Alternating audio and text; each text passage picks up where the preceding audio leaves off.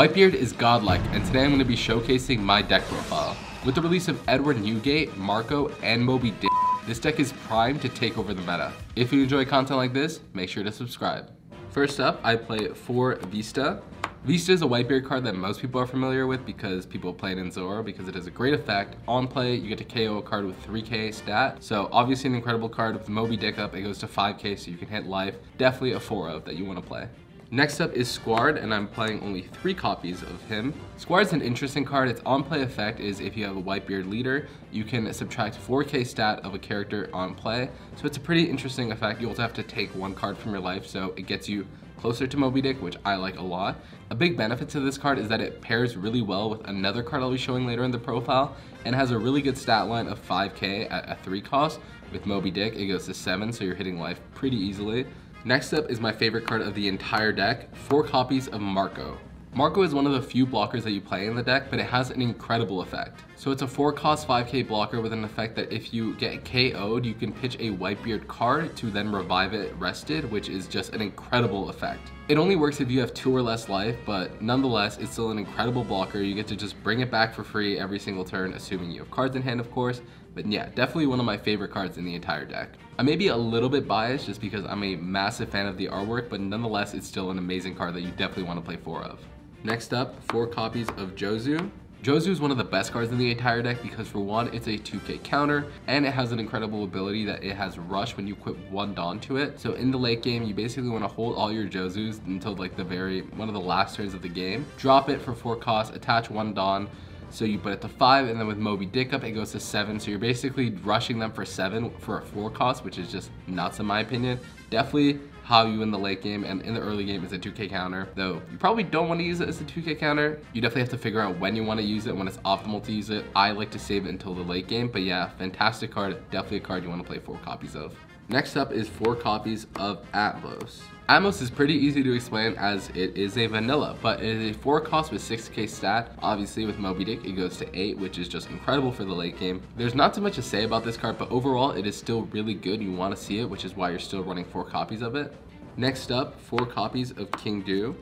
As you can see, it's just another vanilla, however, it is still very important. The character count on this deck is relatively low compared to other strategies, so you really need your monsters that are Whitebeard, of course, because you want them to benefit off of Moby Dick in the late game, and King Du does exactly that. He's a 5-drop with a 7k stat, so in the late game with Moby Dick, he goes to 9, which is just insane. Hitting someone for 9 in the late game is like, they're guaranteed to take a life. And of course, it's a 1k counter, so it's definitely a 4-of in my opinion. And next up, for my second favorite card on the deck, 2 copies of Ace. This card is insane because on play, you get to target 2 characters and subtract 3k stats from both of them. So you get to turn big characters really small, which benefits another card that we play that I will be showcasing later. And then on top of that, the card gains rush. So you're hitting 7 rush, and if you have Moby Dick, it goes to 9k with rush. Like, that is just insane. Because you get so low in life because of Whitebeard's effect, taking 1 life at the end of your turn, you really want to close the game out really quickly as fast as possible. So with cards like Jozu and Ace, you get to do that much easier as opposed to with your vanillas. So overall, the cards really complement the strategy. Ace is a 7 cost, which is one of the most expensive cards in the deck, which is why I'm only opting to play 2. But overall, it's still one of the better cards in the deck, in my opinion.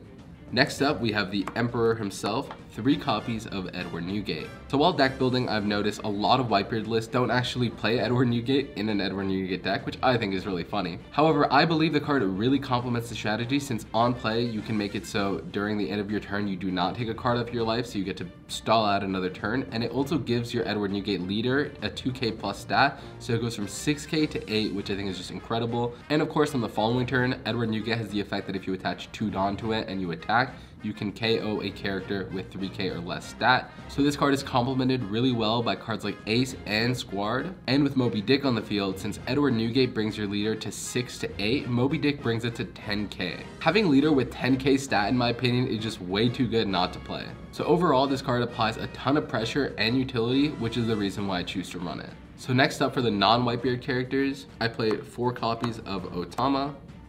Otama is great in this deck because it is a 2k counter, which of course with your Whitebeard brings it to 8, which makes it super hard to hit. It also has a great on-play effect that on play you get to subtract 2k stat from a character on the opponent's field, which of course when paired up with Edward Newgate and a few other cards in the deck works perfectly. Next up, I'm playing 4 copies of the Bartholomew blocker. Please forgive the proxies as I set aside my set somewhere and I just cannot find them, so please enjoy these PNGs.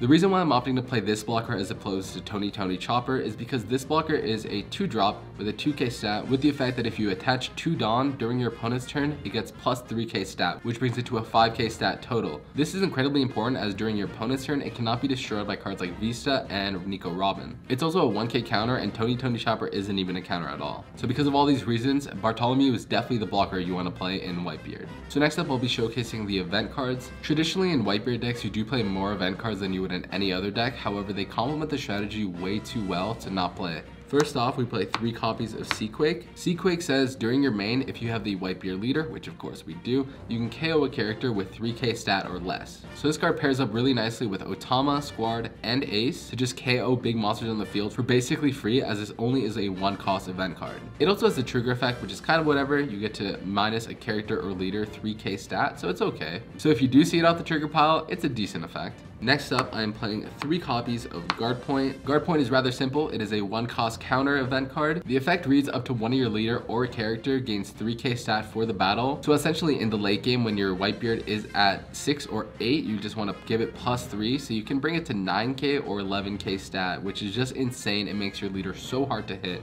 which is obviously what you want to do in the late game since you're very low life. Overall though, it's a fantastic counter card and pairs really nicely with the next card we play. This card of course being 4 copies of Radical Beam.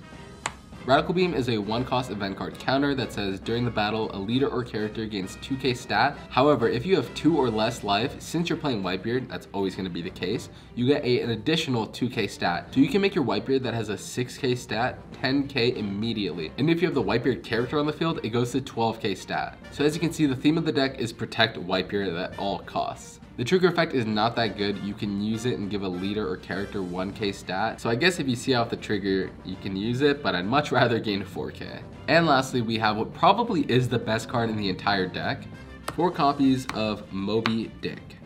Moby Dick is hands down the best card in the entire deck for a very simple reason. It's a 2-cost stage with an effect that reads, if you have 1 or less life, all your Whitebeard characters and your leader of course gain 2k stat. So as I mentioned earlier, during the late game, everything including your leader gets bumped up by 2 during your turn. This makes it incredibly easy to just hit your opponent for big damage and just close out games. Its trigger effect is also pretty good. You get to play it for free, so I mean if you see this off your trigger, you are very happy to do so. And that wraps up my Whitebeard deck profile. If you have any questions or advice, make sure to drop it in the comments, and if you enjoyed the video, make sure to subscribe.